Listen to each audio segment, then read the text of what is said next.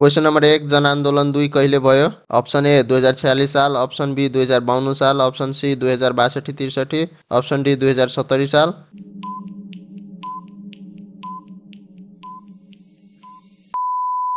यसको सही उत्तर रहेको छ option C 2062-63। Question number 2 Nepal संघीय गणतन्त्र कहिले घोषित भयो? Option A 2062, option B 2063, option C 2065, option D 2072।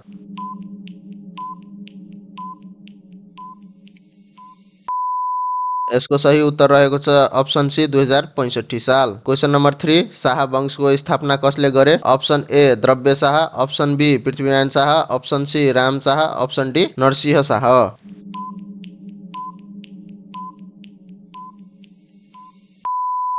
यसको सही उत्तर रहेको छ अप्सन ए द्रव्य शाह।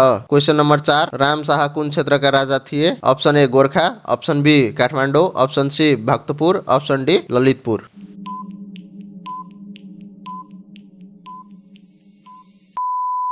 यसको सही उत्तर रहेको छ option A Gorkha. Question number 5 Pratap Malla कुन कालका राजा हुन्? Option A Licchavi, option B Malla, option C Shah and option D Rana.